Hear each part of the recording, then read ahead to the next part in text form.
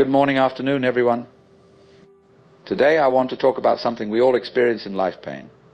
We don't like it. It hurts. It breaks us down. And at times it feels impossible to overcome.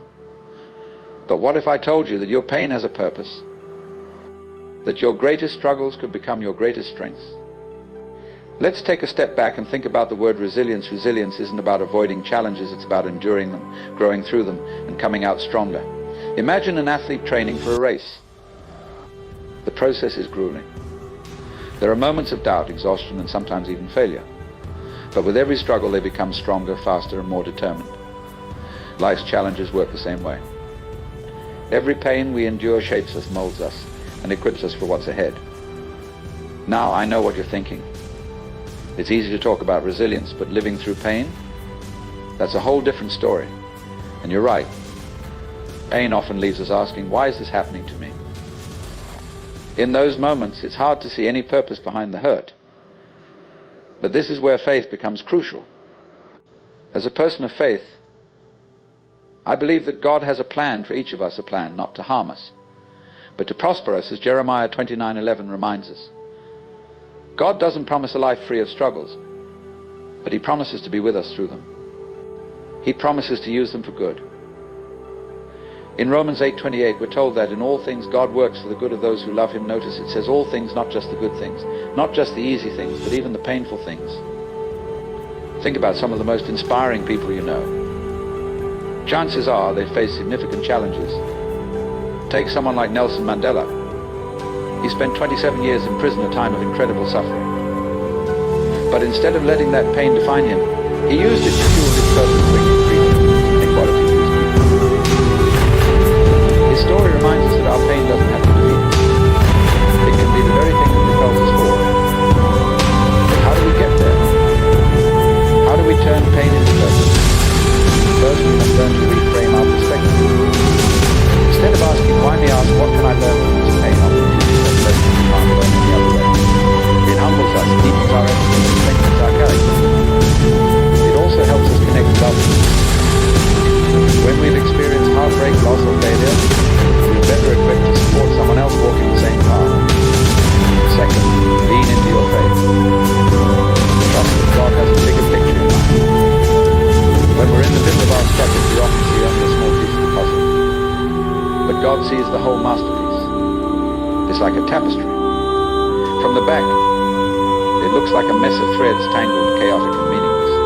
But when you turn it around, you see a beautiful design. Your life is the tapestry.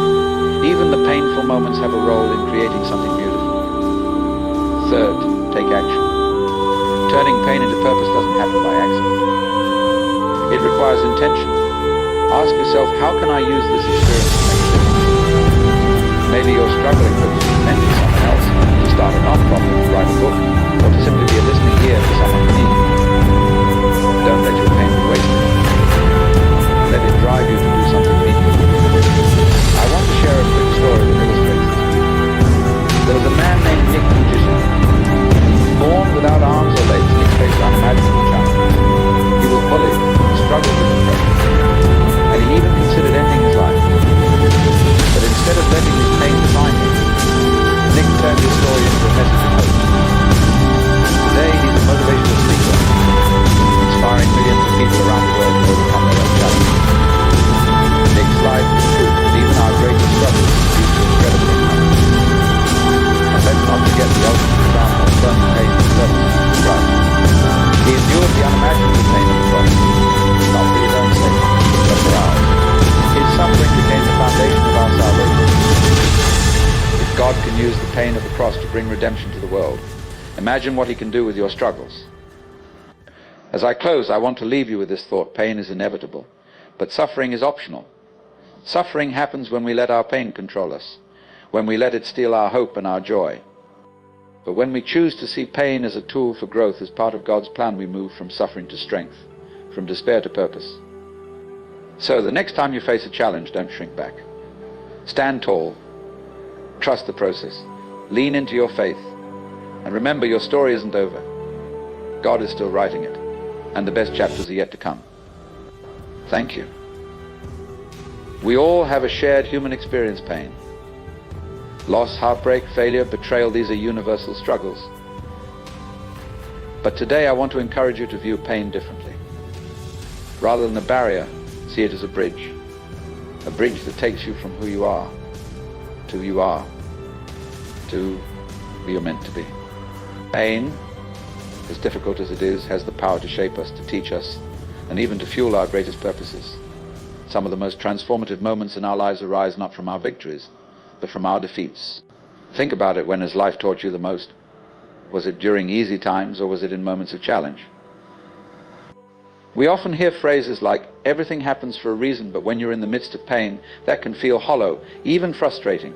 Let me offer you a different perspective. Everything that happens has the potential for purpose, but we have to decide what to do with it. I believe our struggles can be turned into triumphs. Consider this: a seed must be buried in the darkness before it can grow into something magnificent. Diamonds are formed under pressure, and gold is refined in fire. So too, our lives are shaped through adversity. The first step to turning your pain into purpose is to accept it. That's not easy, I know. But the reality is we can't change the past. What we can change is our response to it.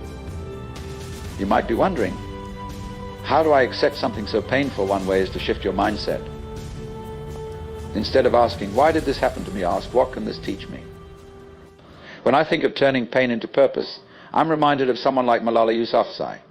She endured unimaginable suffering, but instead of allowing that pain to silence her, she used it to amplify her mission to advocate for girls' education worldwide. Her pain became the foundation for her purpose. The second step is to find meaning in your pain. This doesn't mean justifying it or pretending it didn't hurt. It means asking, how can I use this experience to help others? When you transform your pain into an opportunity to serve, it becomes less about the wound and more about the healing it can inspire. Take time to reflect, how have your struggles made you more compassionate, more resilient, or more equipped to connect with others? Maybe you faced loss, and now you understand how to comfort someone who is grieving.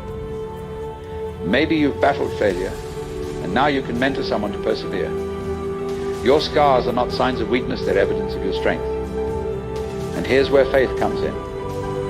God has a way of taking what feels broken and turning it into something beautiful. In 2 Corinthians 12:9, Paul writes, my grace is sufficient, for my power is made perfect in weakness.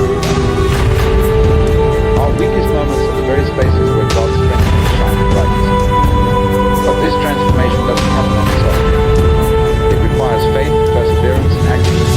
Let's not sugarcoat it. Turning pain into purpose is hard work. Confronting the hurt, leaning into it, trusting that something great is on the other side. Consider this analogy. Imagine you're holding on to a piece of shattered glass. If you clutch it tightly, it comes deep. But if you release it, you allow healing to begin. When we release our pain, whether that's through prayer, community, or service, we create space for healing to grow. Finally, let's talk about resilience. Resilience isn't the absence of pain. It's the ability to rise despite it. It's the courage to keep moving forward, even when the path is unclear. And the amazing thing about resilience is that it grows each time we choose to get back up. I'll leave you with one of my favorite examples of resilience and purpose, Viktor Frankl, the Holocaust survivor. In the midst of unimaginable suffering, he wrote about the power of finding meaning. He said, when we are no longer able to change a situation, we are challenged to change ourselves. His pain didn't disappear, but his purpose emerged to inspire others to find meaning in the darkest moments. So what does this mean for you? It means that no matter where you are or what you face, there's hope. Your story is over. Your pain isn't the end, it's a chapter. And that chapter can lead to a new purpose, a new strength, and a new beginning. Let your pain refine you, not find you. Let it build